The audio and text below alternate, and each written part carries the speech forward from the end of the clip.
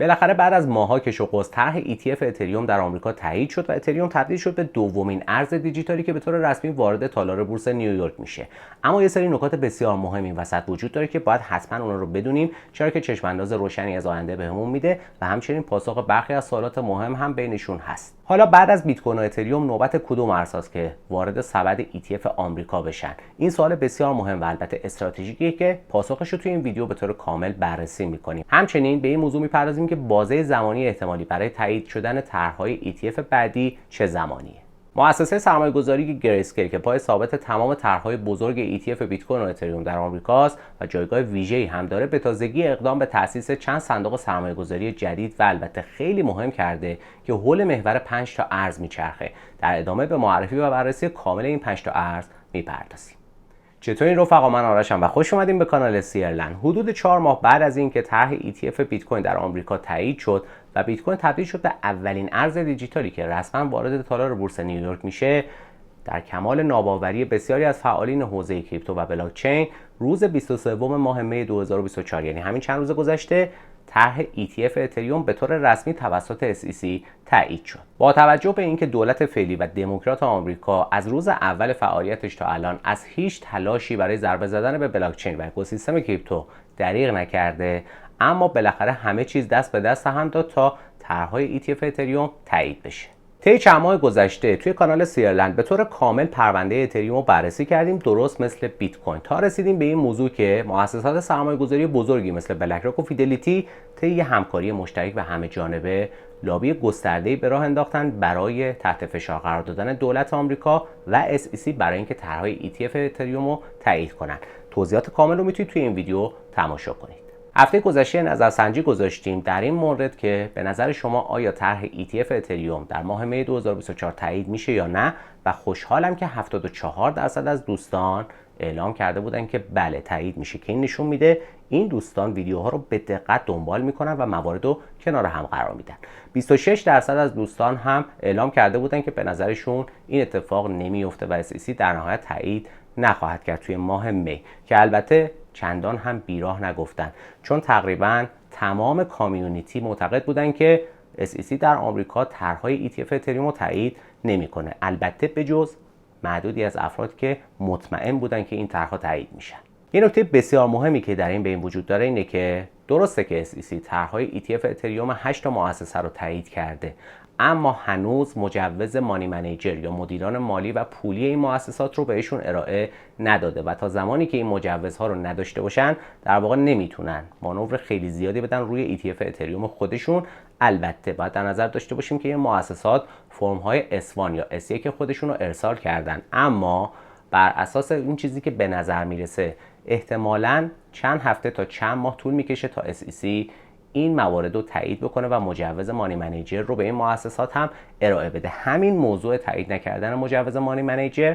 خودش به خوبی گویای اینه که دولت آمریکا و SEC فعلی اصلاً دل خوشی از کریپتو ندارن و دلشون نمیخواسته که تایید بکنن و تحت فشار مجبور شدن این کار انجام بدن. مؤسسه مالی و سرمایه‌گذاری استاندارد چارتر در بریتانیا تازه ترین تحلیل خودش رو ارائه داده، مبنی بر ارزهای دیجیتالی که طرح ETFشون در آمریکا توسط SEC تایید خواهد شد. نکته بسیار جالب اینجاست که اولین ارز ریپله و همونطوری که احتمالاً در جریان هستید حدود 6 ماه قبل توی این ویدیو با هم دیگه اینجا بررسی کردیم که ارز احتمالی سوم ریپل خواهد بود که در آمریکا ETFش مطرح و تایید میشه. استاندارد چارتد معتقده تایید شدن طرح ETF اتریوم موجی از امیدواری رو توی کل کامیونیتی بلاکچین و کریپتو و خصوصا طرفدارای ریپل منتشر کرد که وقتی SEC اتریوم به عنوان سکیوریتی معرفی نکرده، بنابراین ریپل که از نظر فنی و تکنولوژیکی بسیار شباهت داره به اتریوم، ریپل هم دیگه سکیوریتی اعلام نخواهد شد. میدونید سلسله دادگاه‌های متعددی رو ریپل داره با SEC در داخل آمریکا که میخوان سکیوریتی اعلامش بکنن، اما به احتمال بسیار زیاد این اتفاق نخواهد افتاد و SEC صرفا بسنده میکنه به جریمه‌های چند ده میلیون دلاری که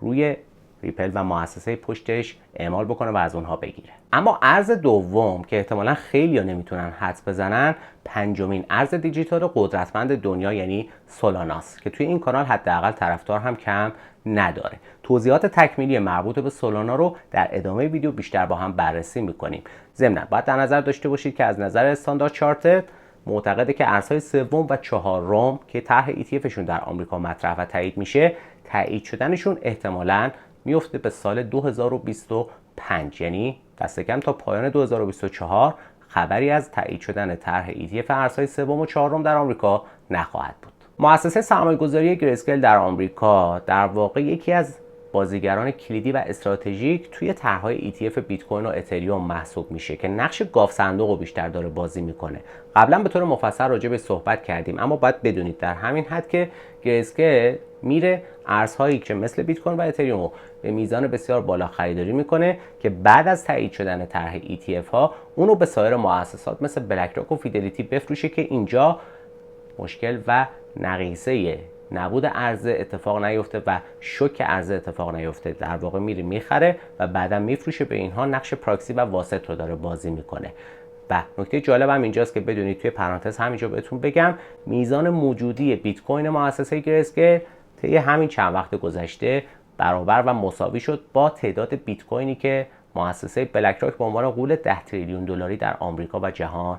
خریداری کرده بیت کویناشو و با همدیگه الان موجودیشون برابر شده. گریسکل کاهش پیدا کرده چون فروخته به این مؤسسات و بلک راک هم به میزان بسیار زیادی بیت کوین خریداری کرده و الان این دوتا با همدیگه برابرن. اما خود گریسکل به عنوان یه مؤسسه مستقل سرمایه‌گذاری به غیر از بحث‌های ETF یه سری صندوق‌های جدید سرمایه‌گذاری راه اندازی کرده در داخل آمریکا که به مشتریاش ارائه میده حول محور ارزهای دیجیتال. تازه‌ترین ارز دیجیتالی که صندوق سرمایه‌گذاری گریسکل راه اندازی کرده، یه فاند جدید براش تأسیس کرده، ارز دیجیتال استکسه که در واقع یه ارز دیجیتال لیر 2 یا لایه 2 روی شبکه بلاکچین بیت کوین محسوب میشه. در جریان هستید، همین چند وقت قبل با هم دیگه بررسی کردیم. بعد از هاوینگ بیت کوین، ارزهای دیجیتالی تحت عنوان رونز عرضه شدن که می اومدن روی شبکه بیت کوین فعالیت میکردن. سال گذشته هم اوردینال ها بودن که در واقع کار مشابه رو انجام میدادن. البته اوردینال و رونز بیشتر شبیه میم کوینن و کار خاصی انجام نمیدن، اما استکس در واقع یه ارز نسبتاً جدی که کار مهمی هم انجام میده، بیشتر در حوزه اسمارت کانترکت ها یا قراردادهای هوشمند داره فعالیت میکنه که خیلی کاربردیه برای توسعه دی اپس ها یا دیسنترالایز اپلیکیشن ها، به خصوص در حوزه NFT، در حوزه متاورس و به طور کلی حوزه های متعدد مالی و سرمایه‌گذاری هم کاربرد داره. قراردادهای هوشمند توی همه حوزه ها میتونن فعالیت بکنن و مفید واقع بشن. روی شبکه بلاکچین بیت کوین داره فعالیت میکنه و همین موضوع باعث شده نظر بسیاری از سرمایه‌گذاران و مؤسسات مالی به خصوص مثل گریسکل جلب شده به سمت این ارز و الان اومده یک صندوق سرمایه‌گذاری جدید هم برای استکس راه اندازی کرده. اگه تا اینجا از ویدیو لذت بردید لطفاً برای هر چی بیشتر دیده شدنشون رو لایک کنید و اگه تا الان کانال سیرلند رو دنبال نکردید لطفاً روی دکمه سابسکرایب در پایین ویدیو بزنید و مشترک کانال سیرلند بشید. صندوق بعدی گریسکل روی ارز نیر پروتکل. هدف اصلی نیر پروتکل که راه اندازی شد این بود که بیاد نواقص و مشکلات اتریوم مثل کارمزد زیاد و سرعت پایین تراکنش ها رو پوشش بده و اونها رو حل و فصل بکنه. اما رفته رفته که هر چقدر زمان گذشت حوزه های جدیدتری هم به دامنه فعالیت نیر پروتکل اضافه شد، مثل همون ویدیو گذشته که پرداختیم به این موضوع که حتی یه بخش بسیار حرفه‌ای و جدی راه اندازی کرده نیر پروتکل که تمرکزش رو بذاره روی پروژه های AI و هوش مصنوعی. برابر این توی این حوزه هم داره کار میکنه. دقیقاً مثل استکس، نیر هم در حوزه توسعه دی اپس ها و NFT بسیار فعالیت ویژه‌ای داره و تمرکزش رو گذاشته روی چند تا حوزه‌ای که دست کم در آینده نه چندان دور از تعداد مشتری‌های خیلی زیادی هم برخوردار خواهند بود. در واقع یکی از اهداف اساسی و اصلی مؤسسه گریسکل برای راه اندازی صندوق‌های جداگانه‌ای برای استکس و نیر اینه که کمک بکنه به اکوسیستم‌های کریپتویی که رشد بکنن در وهله اول و دو اینکه سرمایه‌گذاران جدید بتونن روی پروژه‌های پتانسیل دار سرمایه‌گذاری انجام بدن و سرمایه خودشون رو افزایش بدن. یعنی در واقع سود دو طرفه هم برای سرمایه‌گذار و هم برای مردم به عنوان مصرف کننده خواهد داشت. اما ارز بعدی که همین چند دقیقه قبل به طور کامل راجع بهش صحبت کردیم، سولانا ارز دیجیتالیه که اسمش برای اولین بار در سطح گسترده با پرونده ورشکستگی صرافی FTX مطرح شد، اما بعد از اون به قدری تلاش شبانه روزی کردن تیم توسعه دهندش که تمام مشکلات رو گذاشتن کنار و پشت سر گذاشتن و به قدری خوب خودشون رو اثبات کردن که همه اون اتفاقات بد از بین رفت و فراموش شد و حتی یکی از پتانسیل دارترین ارزهای دیجیتال هم تبدیل شده سولانا. ما از زمانی که سولانا حدود $20 قیمت داشت، اگر یادتون باشه تو این ویدیو با هم بررسیش کردیم و تا الان چیزی در حدود 850%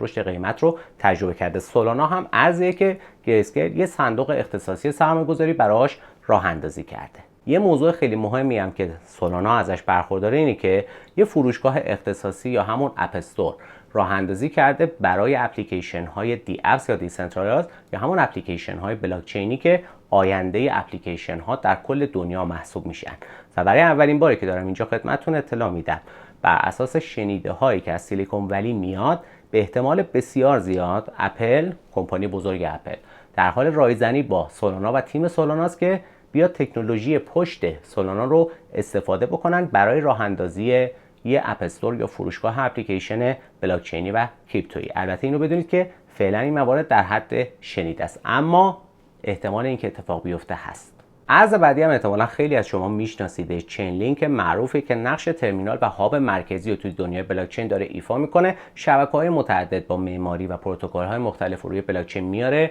کنار هم قرار میده و اونها رو به هم وصل میکنه و دیگه مشکلاتی مثل استانداردهای ارتباط و برقراری پیام ها و ارسال و تبادل داده ها رو دیگه میذاره کنار که راحت بلاک چین های مختلف مثل بلاک چین اتریوم با بیت کوین با هم دیگه مرتبط بشن و بتونن کارشون رو انجام بدن. یه کار خیلی استراتژیک و مهمه، قبلا به طور کامل بهش پرداختیم.